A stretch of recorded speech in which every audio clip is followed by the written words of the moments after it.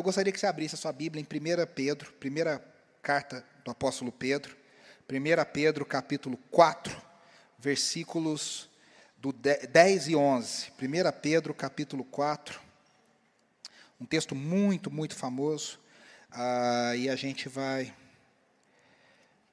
É nessa hora que você vê se o crente conhece a Bíblia mesmo, né? Que no aplicativo é fácil.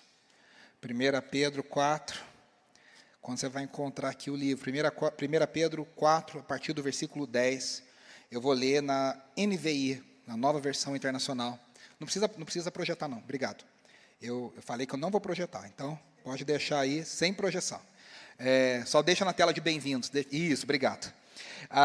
Cada um exerce o dom que recebeu para servir os outros, administrando fielmente a graça de Deus em suas múltiplas formas. Se alguém fala, faça-o como quem transmite a palavra de Deus. Se alguém serve, faça com a força que Deus provê, de forma que em todas as coisas Deus seja glorificado mediante Jesus Cristo, a quem sejam a glória e o poder para todos sempre. Amém. Primeira coisa, Pedro está escrevendo, a gente já fez essa carta toda aqui, para cristãos que estão em perseguição, para cristãos que estão enfrentando sofrimento, para cristãos que estão enfrentando um contexto de oposição. E Pedro está dizendo para eles, no geral da carta, vivam vidas que agradem a Deus, mesmo sendo perseguidos. Porque quando a gente é perseguido, a gente tem uma tendência humana, e a gente até mascara isso com algum tom de evangeliquez, algum tom de crentez, que a gente fala, mas eu também, olha, está difícil, viu? Fulano está fazendo, eu tenho direito também de revidar, eu não sou santo. Tem gente que fala assim, eu sou crente, mas não sou bobo, né? Tem hora que a gente desce da cruz. Eu sei que tem hora que a gente desce da cruz, mas infelizmente a gente não deveria ter essa hora que desce da cruz. Eu costumo dizer que a gente é crente e bobo, né? Nós somos as duas, nós somos chamados a isso. E Pedro está escrevendo para a gente sofrendo. Só que ele está dizendo, mesmo em meio ao sofrimento, eu e você temos a oportunidade de abençoar, de servir as pessoas. É muito comum, no contexto de sofrimento, a gente achar que Deus está nos devendo alguma coisa. Quando a gente sofre, você fala, Deus, poxa, eu vou na igreja hoje estava chovendo, eu vim na chuva, meu cabelo, olha, ficou um frizz, ficou difícil, né, Deise? Ficou um frizz, ficou complicado, tá difícil, eu mereço há uns tempos atrás, eu fui pregar numa igreja, e aí na hora da oferta, o rapaz que foi fazer a oferta falou assim, irmão, porque você tem que ser dizimista, porque na hora que vai dar o aperto na sua vida, você fala para Deus, Deus, ele fez assim, tipo, alivia aqui, eu sou dizimista, o senhor esqueceu que a gente tem um tratinho aqui, pô, as pessoas fazem as coisas com Deus, querendo trocar com Deus, e Pedro está dizendo, Deus não deve nada a vocês, Deus não deve nada a nós, pelo contrário, continuem a servir, como diria a Dori, continue a nadar, né? Continue servindo, continue rumo ao alvo, continue fazendo o que Deus quer que você faça. E aí eu não vou demorar, porque eu tenho pouco tempo, a gente vai ter uma celebração menor hoje, para a nossa feira de ministérios, mas o versículo 10 começa assim, cada um exerce o dom que recebeu para servir os outros.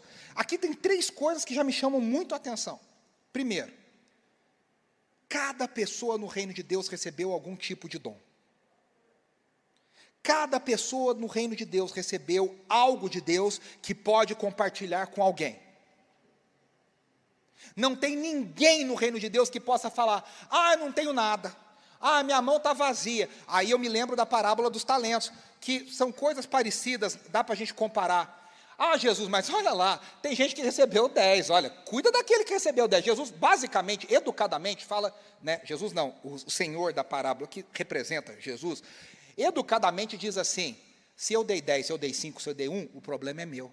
E eu me resolvo com quem eu dei 10, eu me resolvo com quem eu dei 5, e eu me resolvo com quem eu dei 1. A fidelidade de cada um, eu espero de cada um.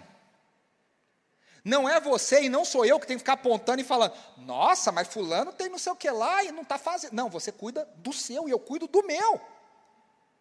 Ah, mas eu não tenho 10 mil seguidores. Beleza, você tem 20, você tem 30, você tem 10 pessoas que estão com você, você tem 5 pessoas que estão com você, que você pode abençoar, que você pode influenciar, que você pode impactar. Você tem um filho, você tem uma mãe, você tem um irmão, você tem um colega de trabalho. Cada um de nós tem um dom para servir o outro. Para servir o outro. E aí vem a segunda coisa. Cada um exerça, o verbo aqui está no imperativo. Não é uma opção. Ah, quando der, se der. Hoje, eu tenho falado isso, né? Eu estava conversando, desabafos de um pastor, estava conversando com o André essa semana, estava falando que pastorear a igreja é sempre muito difícil.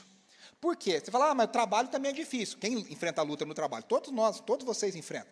Mas no trabalho, teoricamente, todo mundo está ganhando para estar lá.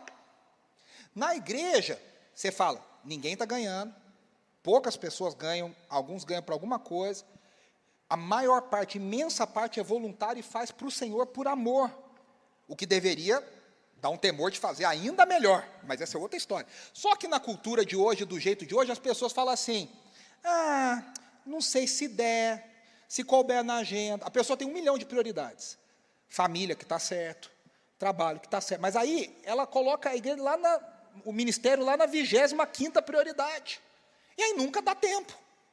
Essa semana eu estava na reunião com o pessoal do louvor e eu estava dizendo, todos nós corremos, todos nós temos atividades, temos ocupações, temos dificuldades, mas servir não pode ser custoso demais no sentido de atrapalhar você com a sua família. Eu tive um aluno uma vez que chegou para mim e falou assim, professor, estou chateado, porque eu não estou conseguindo fazer o ministério do jeito que eu queria fazer.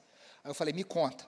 Ele falou, lá na igreja tem culto segunda, terça, quarta, quinta, sexta, só não tem sábado, e aí tem domingo. Eu falei, Aí ele falou, e a gente tem uma equipe de louvor só. Eu falei, que vai todos esses dias?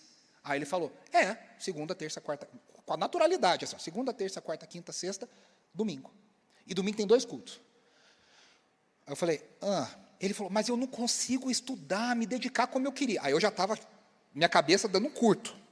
Aí eu falei para ele, você é casado? Ele falou, sou, tem 3 filhos. Eu falei, você trabalha? Trabalho, sou autônomo, eu dou manutenção em ar-condicionado. Aí eu falei, e você quer fazer isso que horas da sua vida? Aí ele falou, não, por isso que eu estou dizendo, eu estou me sentindo culpado. Eu falei, querido, tem alguma coisa errada. A igreja está sugando o seu sangue.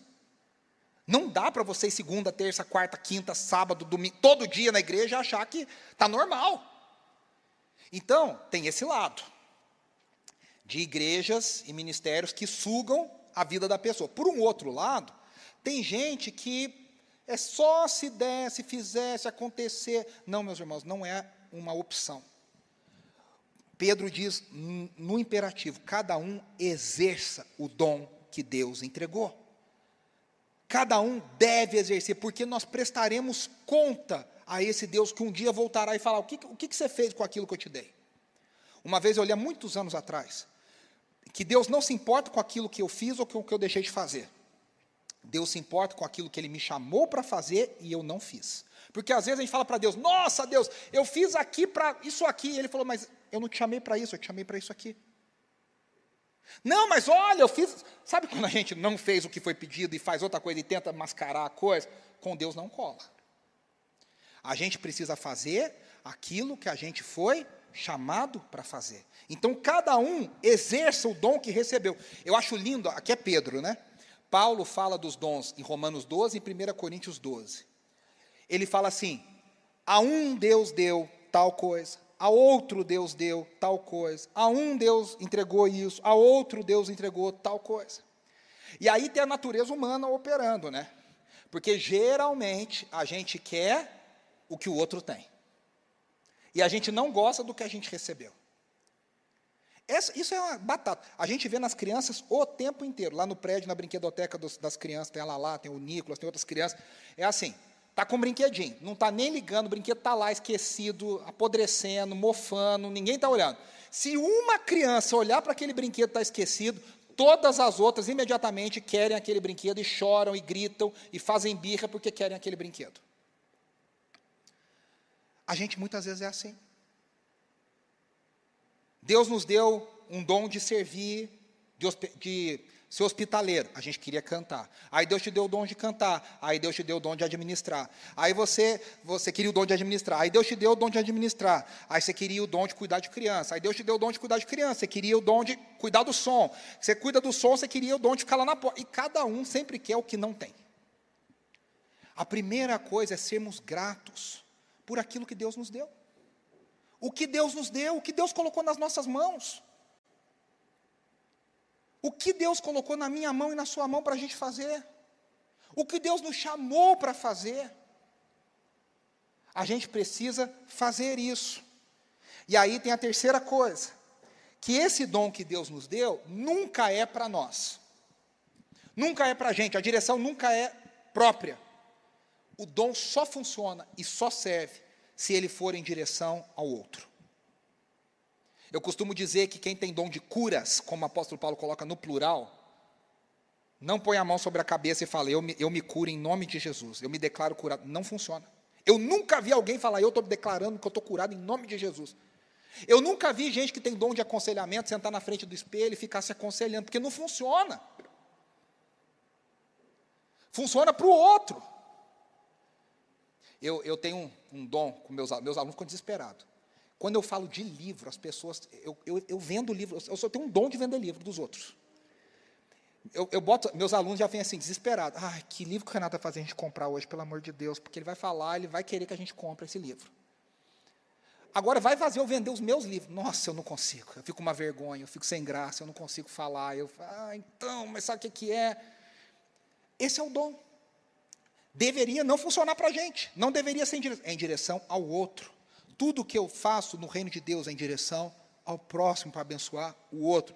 E aí Paulo fala lá em Efésios capítulo 4, que essa direção do outro faz com que todos nós, conjuntamente, cheguemos à estatura de Cristo Jesus, da maturidade. Ou seja, eu preciso te fazer crescer e você precisa me fazer crescer com o seu dom, com o seu chamado, com aquilo que Deus te chamou para fazer.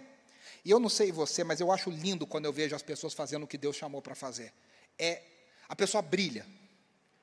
Tem um brilho naquilo. A pessoa, quando ela exerce aquilo que Deus... Você vê uma graça de Deus. Você fala, caramba, essa pessoa nasceu para isso. Uma vez, numa igreja que eu estava, eu fui ver uma pessoa dando aula para as crianças. Eu quase estava prestando mais atenção que as crianças na história. A pessoa dava a história tão bem, que ela estava contando uma história que eu já sabia de cor salteado, e eu estava assim, ó, quase que assim. E aí, continua, pelo amor de Deus, porque é dom de Deus. Tem gente que Deus deu o dom manual, eu não tenho o menor. Você falar assim, embrulha essa caixa, meu amigo, vai sair um desastre. Sabe quando você vai nessas lojas agora, o pessoal fala, não, a gente dá o papel, você embrulha em casa. Eu já pensei, não vai acontecer. Eu não vou embrulhar, não sei, não consigo. Não sei dobrar o papel, não sei colocar o durex, não sei. Não funciona, não vai. É graça, é dom daquilo que Deus nos chamou para fazer. E aí, Pedro continua, ele diz, administrando fielmente. Por quê? A gente cantou, ele virá. A gente presta conta a um Deus que vai voltar. Não é nosso, é de Deus. A gente administra. Os filhos que temos não são nossos. Os bens que nós temos não são nossos. Os dons que nós temos não são nossos. São para a gente administrar. Eu sempre falo que isso muda muito a nossa cabeça, né? Quando você usa uma coisa que é sua e quando você usa uma coisa do outro, teoricamente deveria mudar muito. Você fala, toma cuidado que não é meu, hein? Pelo amor de Deus, toma um cuidado redobrado aí que isso aqui não é meu. A gente devia cuidar com tudo isso na nossa vida, não é meu. Cada dia que você tem, cada dia que eu tenho não é nosso, é de Deus. Cada recurso que Ele nos dá não é nosso. Cada real na minha conta e na sua conta não é seu, não é meu, é de Deus. Tudo que a gente tem é de Deus. E Ele coloca na nossa mão para a gente fazer o melhor, para a gente administrar da melhor forma possível, para a gente olhar para isso e falar, caramba, eu vou cuidar como se fosse a coisa mais, o my precious, o mais precioso que eu tenho. Eu vou fazer o mais precioso que eu tenho. Para quem não entendeu, eu falei do Sméagol, do Senhor dos Anéis. É aquilo que é o mais precioso do meu coração. E aí ele fala, administrando fielmente a graça de Deus. Lembre-se, é graça. É graça, é bondade, é misericórdia. Deus não devia nada para mim e para você. Ele nos dá pela sua graça. O apóstolo Paulo diz uma coisa muito mais complicada. Paulo é mais complicado que Pedro, né? Tanto que Pedro fala assim, o irmão Paulo tem hora que ele escreveu umas coisas difíceis da gente entender. Aí você fala, se Pedro não entendeu, eu estou mais desculpado de não entender algumas coisas que Paulo escreveu. Graças a Deus, a gente também está desculpado. Ele fala assim, Cristo Jesus morreu, e ele foi ao inferno, e saqueou o inferno, e ele trouxe os despojos de guerra, e esses despojos ele compartilhou, dando dons aos homens. Olha que loucura. Paulo está dizendo que a morte de Cristo deu a Cristo, o vencedor, o vitorioso, o poder de saquear os inimigos, e o que ele saqueou, ele distribuiu como dons aos homens. O que nós recebemos é graça de Deus pela vitória na cruz. O que nós recebemos é a graça de Jesus, é fruto da vitória de Jesus na cruz. Por isso que nós recebemos poder e graça de Deus, em suas múltiplas formas. O que é bonito na igreja é que a igreja tem um Senhor, uma cabeça, um batismo, uma só fé, como diz o apóstolo Paulo. Mas ela, ao mesmo tempo, ela é completamente múltipla nas suas manifestações. As pessoas são diferentes. Por que a gente planta igreja? Porque as igrejas são diferentes nas suas atuações, como alcançar as pessoas. Tem igreja que tem uma vocação X, a outra igreja tem uma vocação Y, tem pessoa que é A, tem pessoa que é B, tem público X, tem público alfa, e a gente vai alcançando porque Deus se manifesta de diferentes formas. Geralmente, tem uma galera no Brasil que tem o nariz um pouco empinado e tem uma dificuldade de entender o diferente. Se não está no quadrado teológico dela, ela fala, isso não é de Deus. E cá entre nós, é difícil a gente falar isso assim em algumas coisas. Tem igreja aí que você sabe da picaretagem assim na cara dura, você sabe, a justiça já provou, e mesmo assim, eu tenho muito temor, porque mesmo assim, nessas igrejas picareta, tem gente sendo salva, gente tendo a vida transformada, gente sendo liberta. Imagina com quem é sério no que faz, mas faz diferente de você, faz diferente de mim. Eu não tenho tatuagem, não morro de medo. Mas eu sei que Deus usa tatuados para pregar o evangelho para gente que eu não alcanço. Eu sei que tem gente que Deus usa, que tem um cabelo doidão para pregar para gente que eu não vou alcançar. Gente que tem uma linguagem diferente, uma forma diferente, uma visão diferente do reino, e graças a Deus porque Ele faz isso. Porque o reino de Deus precisa de gente em diferentes formas para alcançar diferentes pessoas. Aqui na nossa igreja, nós queremos ter cada vez mais ministérios diferentes para alcançar pessoas diferentes. A gente já tem algo em comum que é Jesus. E a gente pode ser diferente para viver a vida cristã. Tem coisa que as pessoas falam que eu falo, caramba, eu nunca pensei nisso. Porque não está no meu raio, não está no meu... E assim a gente vai se complementando, e a gente vai se abençoando, e a gente vai vendo Deus agindo e compartilhando. E aí ele diz, se alguém fala, façam como quem transmite a palavra de Deus. Ou seja, em tudo que a gente vai fazer, faça dependendo de Deus e acreditando a Deus todas as coisas. Não tem nada que a gente faça que não seja para Deus. Faça como quem transmite a palavra de Deus. Se alguém serve, faça com a força que Deus provê. Ou seja, em tudo que a gente faz, como diz o apóstolo Paulo em outro trecho das suas cartas, faça para o Senhor. Em tudo que você fizer, faça para a glória de Deus. Eu fico muito bravo que se instaurou na cabeça do evangelicalismo brasileiro essa maldita divisão de que se eu faço na igreja, eu faço para Deus, e se eu faço fora da igreja, eu faço no mundo. O meu trabalho secular. Eu não sei o que no mundo. Mas... Uma vez uma pessoa chegou e falou para mim assim, pastor, eu queria tanto viver para Deus também. Eu falei, por quê? O irmão vive para o diabo? Não, eu queria viver no ministério. Eu falei, então são duas coisas diferentes. Você pode falar, puxa, eu queria viver integralmente do ministério. Isso é uma coisa, é válido e é digno, e a Bíblia diz que também é uma opção muito válida. Outra coisa é você falar, se eu não estou no ministério, eu não estou fazendo para Deus. A gente deve fazer tudo o que a gente faz para o Senhor. Tudo o que a gente faz para o Senhor.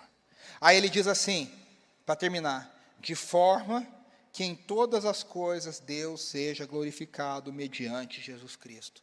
Qual que é o alvo final de tudo que a gente faz, meus irmãos? Que Deus seja glorificado. Que a glória seja de Deus. Que o poder seja de Deus. Tudo que a gente faz deve ser para a glória de Deus. E aí a gente precisa lembrar, né, que como Jesus diz lá em João capítulo 15, versículo 5, sem mim vocês não podem fazer nada. Se Deus não nos der saúde, se Deus não nos der capacidade, a gente se acha tanto, né? Eu falo, o ser humano se acha tanto. Eu sempre acho que pós-pandemia a gente deu uma baixada na bola. Que um vírus botou o mundo inteiro dentro de casa. Ah, mas a gente faz, a gente acontece, não sei o quê. Acabou. Ah, mas olha que a gente tem um computador que sabe inteligência artificial. Se não tiver luz, não funciona. Se não chover, não gera energia. Se não gera energia, não tem luz. Se não tem luz, a gente não tem essas coisas. Ou seja, nós somos tão frágeis, tão pequenos. Tudo que a gente faz, a gente depende de Deus. E a gente deve fazer para a glória de Deus. Então, esse é o nosso desafio.